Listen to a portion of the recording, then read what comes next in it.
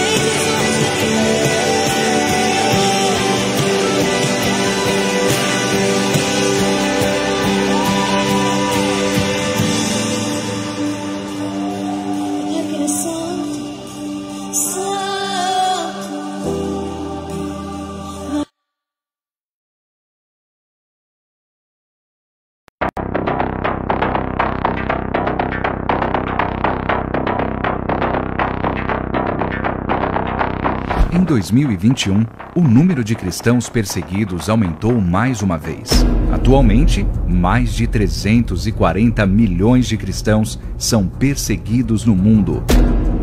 Isso representa muito mais que a população total do Brasil. E ainda assim, eles permanecem invisíveis e desconhecidos para a maioria. Diante dessa realidade, a Portas Abertas apresenta a Lista Mundial da Perseguição 2021. um ranking que identifica os 50 países mais hostis aos cristãos. Países que, ou por meio de estruturas políticas ou discriminação, têm como objetivo abalar a igreja local e eliminar o cristianismo de sua história. Autoridades, famílias e comunidades inteiras colocam pressão nos cristãos para que eles recuem e desapareçam. Neste ano, a lista apresenta pela primeira vez apenas 2 níveis de perseguição: extrema ou severa. A pandemia acentuou a vulnerabilidade que cristãos perseguidos enfrentam diariamente. Em países como Índia, Paquistão, Bangladesh, Iêmen e Sudão, a Covid-19 foi o catalisador da repressão aos nossos irmãos. Cristãos de áreas rurais, por muitas vezes, tiveram ajuda negada por causa de sua fé e ficaram sem acesso a alimentos e medicamentos. Já na América Latina, grupos do crime organizado consolidaram seu controle através das restrições da pandemia. Líderes cristãos que iam contra as vontades de tais grupos foram ameaçados, assaltados ou até mortos. Com isso, o México retorna ao ranking. Novos países entraram na lista 2021. Comores, que negou a liberdade religiosa aos seus cidadãos, e a República Democrática do Congo e Moçambique, que têm sido alvos recentes da violência dos grupos extremistas islâmicos armados. Depois de 5 anos, a Nigéria voltou ao top 10 como o país mais violento para um cristão. Grupos extremistas como Boko Haram e pastores de cabras Fulani continuam atacando, sequestrando e abusando cristãos impunemente, principalmente as mulheres e crianças.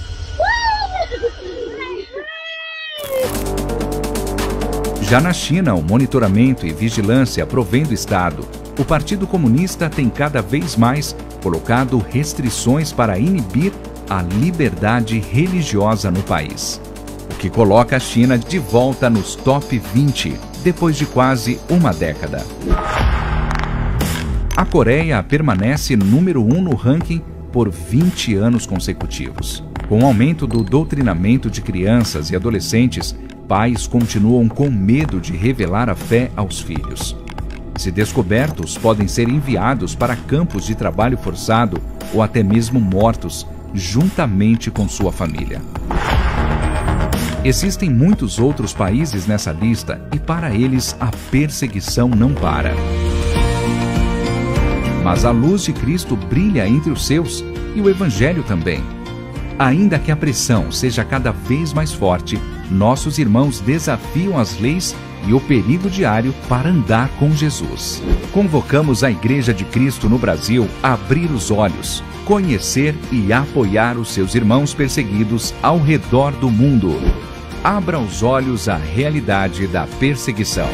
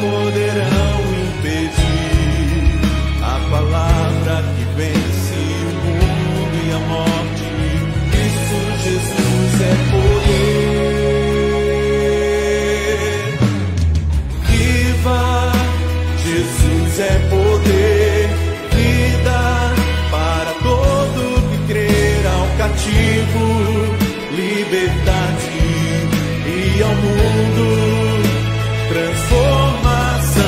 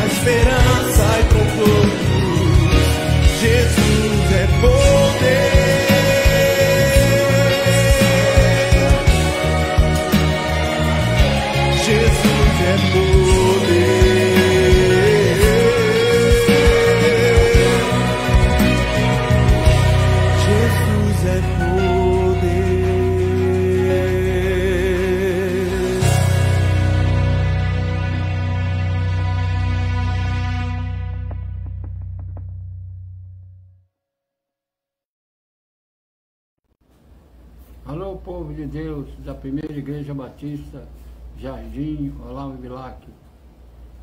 Que o amor de Deus Pai e a graça do nosso Senhor Jesus Cristo seja com todos nós essa manhã do dia 21 de março, quando estamos entre o povo batista brasileiro com um propósito definido de estar unido, clamando ao Senhor para que o Senhor possa nos abençoar, abençoar os nossos missionários que estão nos campos de missões, aqueles que deixaram seus países, aqueles que deixaram o seu lar, o seu aconchego do lar e partiram em busca das almas perdidas da casa de Israel.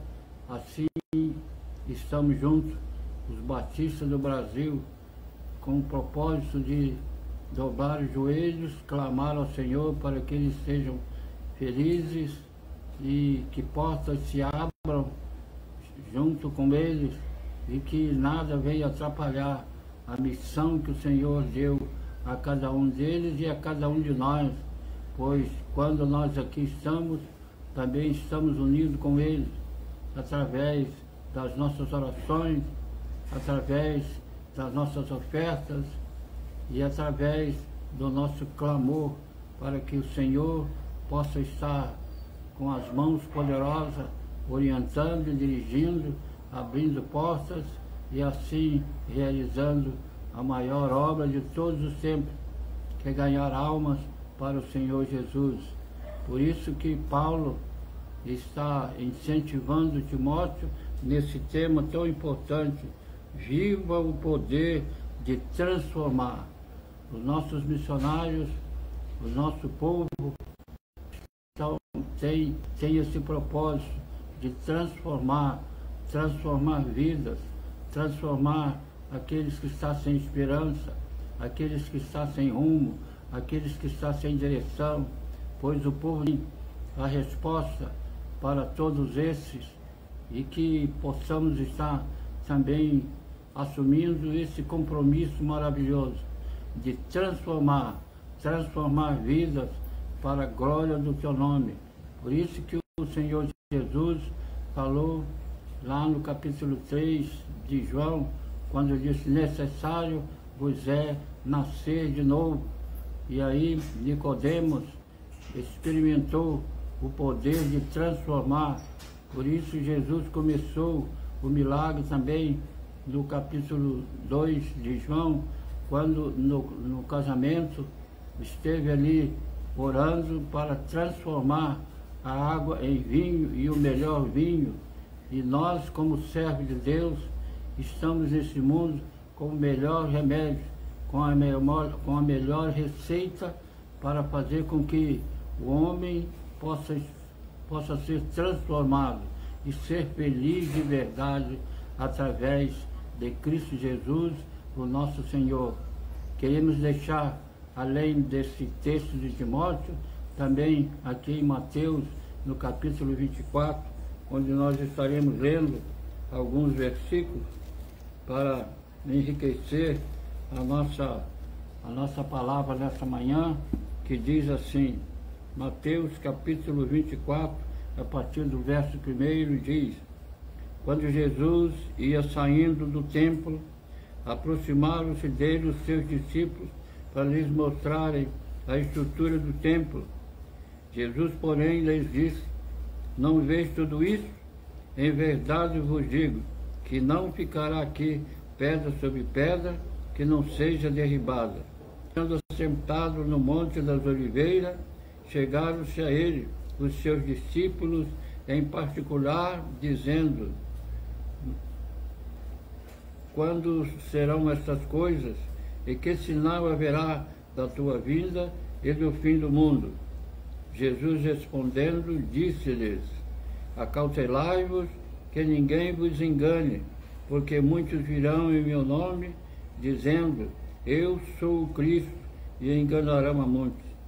E ouvireis de guerra e de rumores de guerra.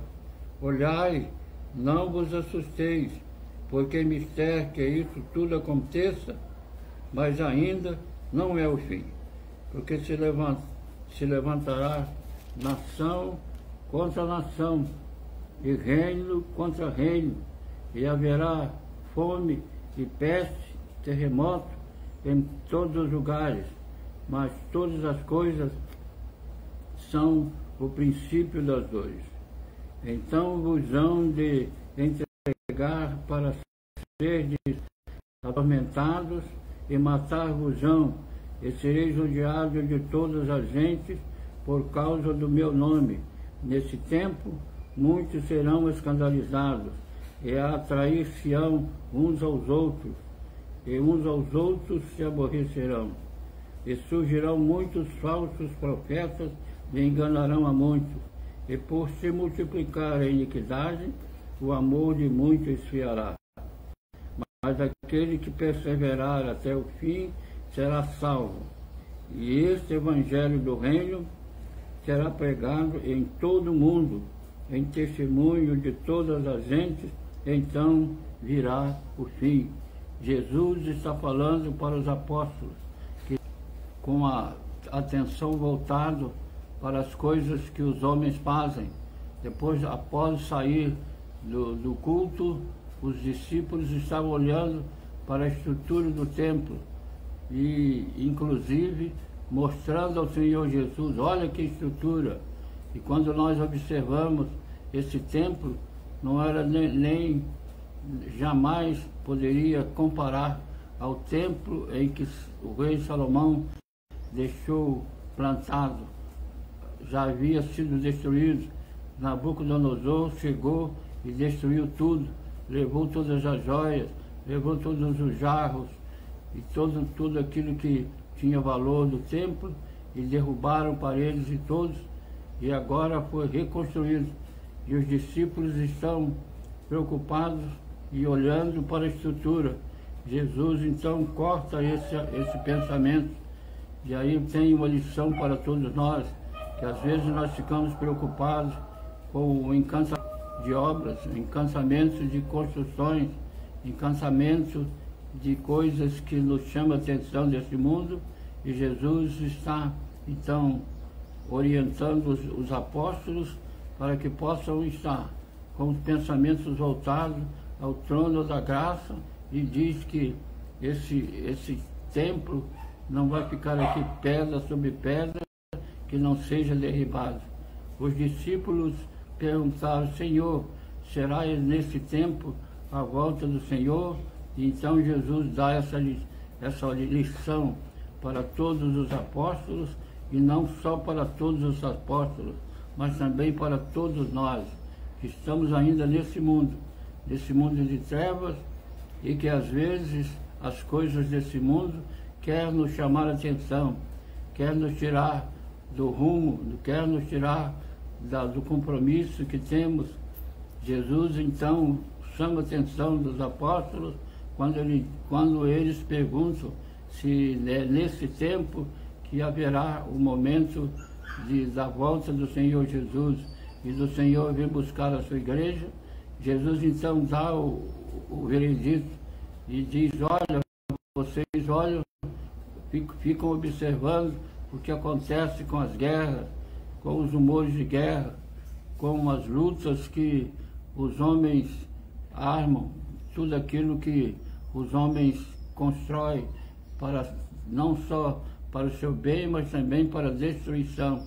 E Jesus diz para os seus discípulos para estarem observando esses detalhes, mas ainda depois das guerras, depois das lutas, depois das dificuldades, depois dos açoites, depois das prisões, depois das perseguições, ainda assim, ainda não é o fim. Muitos virão, diz o Senhor Jesus, que em seu nome, e dirão: eu sou o Cristo. Cuidado, amados, dizia o Senhor Jesus para os discípulos: cuidado, porque não será assim o fim do mundo. Então Jesus deixa essa lição extraordinária nos 2 últimos versículos do texto livre: mas aquele que perseverar até o fim será salvo. e este evangelho do reino será pregado a todo mundo em testemunho de todas as gentes, então virá o fim. O propósito do Senhor Jesus é que o evangelho, ou seja, boas novas, as boas notícias, a notícia maravilhosa que é o evangelho de Jesus Cristo, precisa estar nos 4 cantos do planeta Terra. Assim como o coronavírus está atingindo todo o planeta, assim também a palavra de Deus, a mensagem de Jesus Cristo, a mensagem da cruz precisa estar sendo propagada. Só que há uma grande diferença, que o coronavírus mata e tira a vida, mas o evangelho de Jesus Cristo dá vida, dá nova vida, dá uma nova esperança, e é por isso que nós estaremos juntos nesse dia maravilhoso, lutando para que a palavra chegue até os fins do mundo, chegue até os 4 cantos da terra, e assim o Senhor possa estar usando os seus servos, que como disse, deixaram tudo para levar essa mensagem maravilhosa.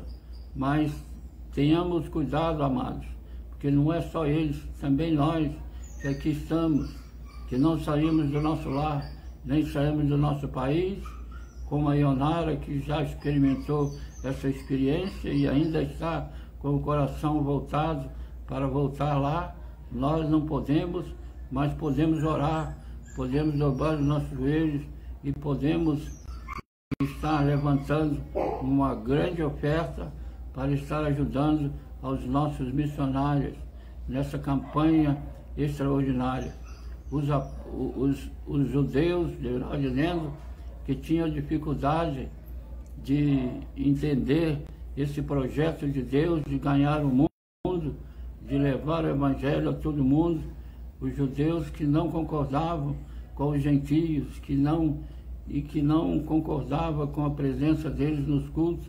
As sinagogas eram especialistas só para os judeus, mas agora, com a chegada de Jesus, a coisa ficou diferente.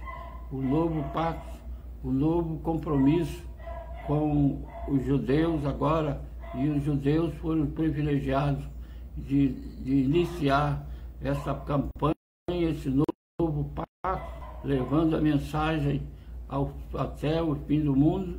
Sem dúvida, esse é um privilégio dos judeus, mas infelizmente não houve esse entendimento. Em Atos dos Apóstolos, nós vamos encontrar quando a igreja ganhou corpo, quando a igreja foi organizada, e assim no início, que os apóstolos foram orientados a levantar os diáconos, e os diáconos foram usados por Deus para ajudar os apóstolos, que tinham o compromisso de aconselhar e de ajudar espiritualmente todo o povo, e os diáconos surgiram. E aí vamos encontrar então Estevão, o primeiro mártir, após Jesus ser crucificado, e aí começou a grande perseguição, e o povo de Israel, o povo de Deus, saíram perseguidos, e nessa saída, nessa perseguição, o Evangelho Jesus mostrou que é assim que deva ser essa mensagem gloriosa. Não pode ficar dentro dos templos, não pode ficar dentro das casas, mas sim sair. E ele disse no texto que nós lemos, que as perseguições surgirão, seríamos presos, seríamos perseguidos, mas ele diz: aquele que perseverar até o fim será salvo. E aí o Evangelho, repito, aqui no capítulo 24, no versículo 14, diz: e este Evangelho do reino será pregado em todo o mundo, em testemunho a todas as gentes, então virá o fim. Tudo leva a crer que ainda hoje, ainda não podemos observar que o Evangelho já chegou em todas as nações. Ainda há nação que nem sabe o que é Evangelho. ainda tem muita gente que nem conhece o nome do Senhor Jesus, mas aqui estamos nós, nesse momento, buscando no Senhor o compromisso e a direção para estarmos cooperando com essa ordem que o Senhor Jesus deixou para nós. Os judeus que tiveram assim a orientação do texto mosaico, quando deveria ficar separado, não permitir que as moças se casassem com os moços do mundo, assim como os moços não se casassem com as moças do mundo, e esse compromisso foi seguindo até chegar à pessoa do Senhor Jesus. Nós temos alguns exemplos. Sansão, por exemplo, que escolheu uma moça do mundo. Quando nós vamos chegando aqui no tempo de Juízes, meus irmãos, ali no capítulo 10 de Esdras,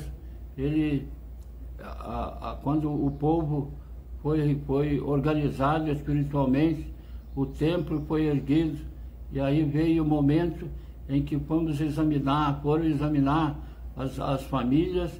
As famílias tinham sido misturadas, o povo estava misturado, o povo esqueceu-se desse item, e aí foi preciso que as esposas largassem os seus esposos e levassem os seus filhos e retornassem e buscassem, e os judeus buscassem novas conjecturas, novas esposas, para formar um lar de acordo com a vontade do nosso Deus.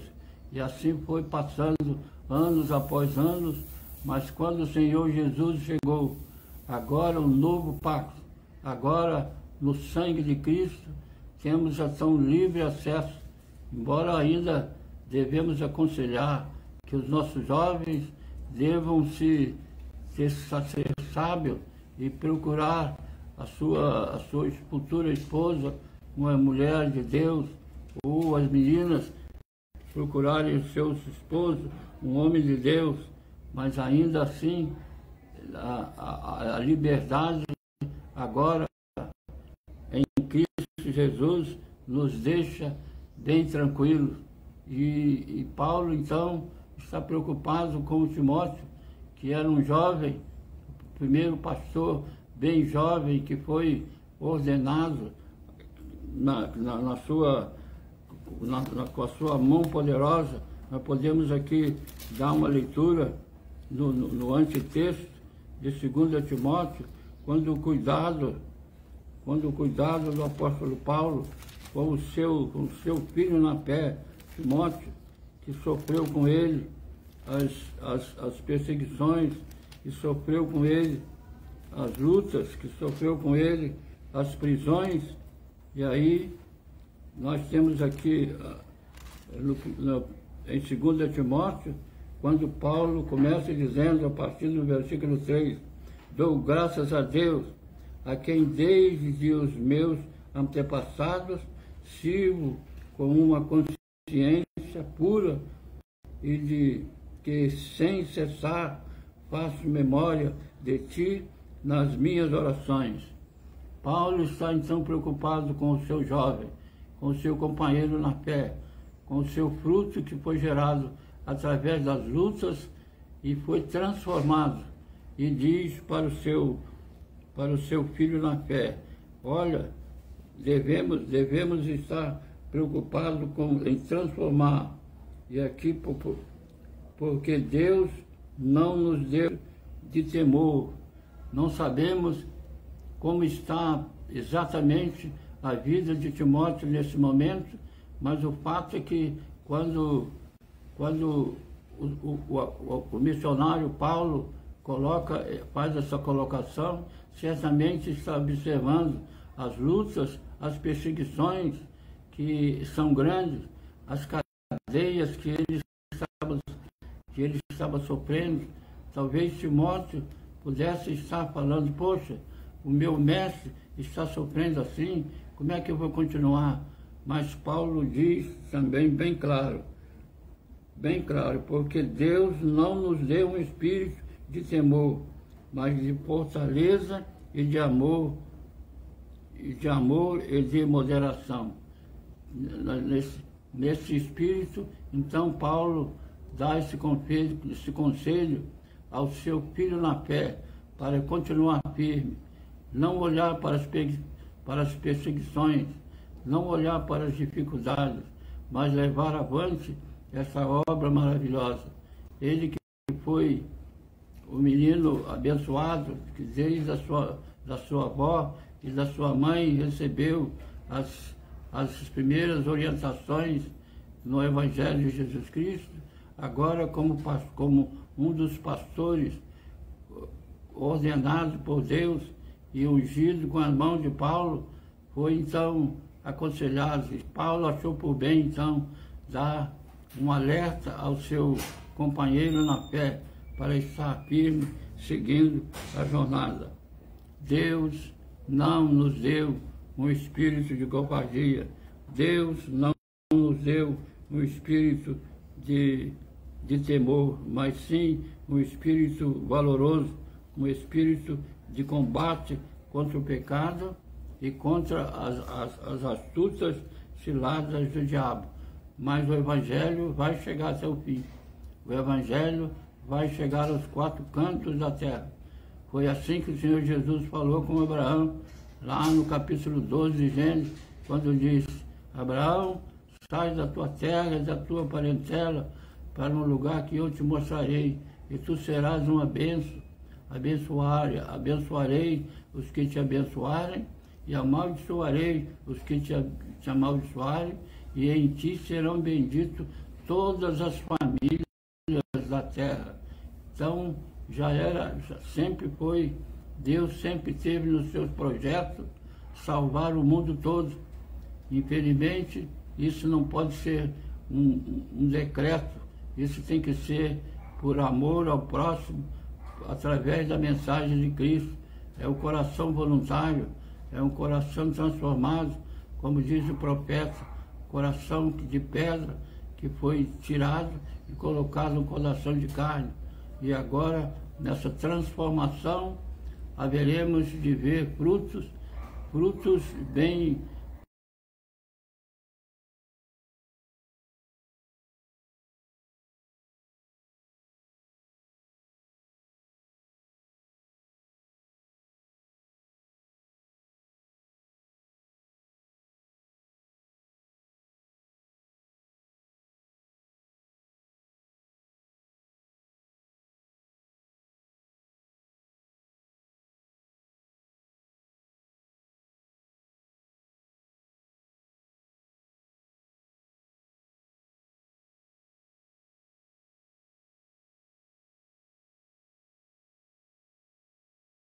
dar vida e vida com abundância. O povo de Deus sobe as colinas, sobe os mais altos morros nas tabelas, na busca do Senhor, na busca daqueles que estão perdidos, e falar de Jesus para eles. Que bom, querido, que nós entendamos assim esse maravilhoso compromisso que temos. E isso não precisa ter dinheiro, embora o dinheiro seja importante, embora o dinheiro seja útil, mas o Senhor não tinha dinheiro nem para pagar o imposto que cobraram a ele, imposto indevido. Jesus não teve nem um cavalo para andar nas estradas de Jerusalém. Jesus não teve nem um berço para nascer. Quando aquele jovem ali em Lucas chegou para Jesus e disse: Senhor, eu quero te seguir, Jesus fala para ele: as raposas têm covis e as aves do céu ninho, mas o Filho do Homem não tem onde reclinar a cabeça. Esse jovem, no começo logo, foi alertado que não há conforto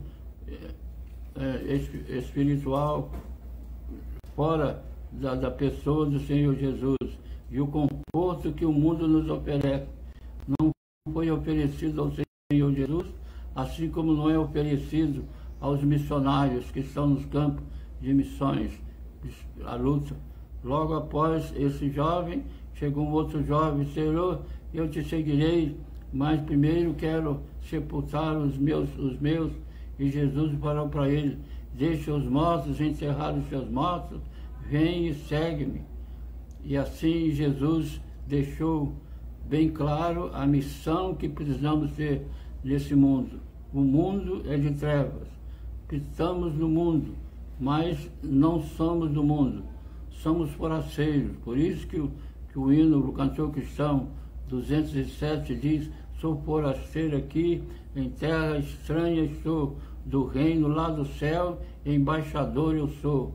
Sejamos amados e queridos irmãos, embaixadores de Cristo, em terra estranha, em terra de outros povos, para que possam ouvir a verdadeira palavra do Senhor e buscar e ficar e desfrutar da bênção maravilhosa que é servir ao Deus Todo-Poderoso, Criador dos céus e da terra.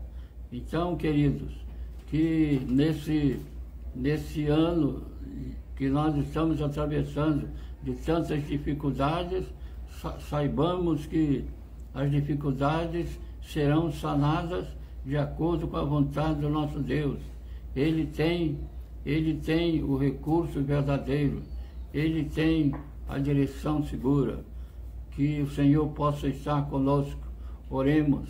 Senhor nosso Deus e nosso Pai, dá-nos, ó Deus, a bênção de estarmos participando desse movimento maravilhoso de campanha de missões mundiais, fazendo com que os povos que ainda não te conhecem possam te conhecer, possa saber que há um Deus vivo e poderoso, possa saber que há um Deus que veio e deu a vida por nós e foi crucificado, foi sepultado, mas ao terceiro dia o nosso Deus não ficou no túmulo, saiu para a glória e honra do nosso Deus.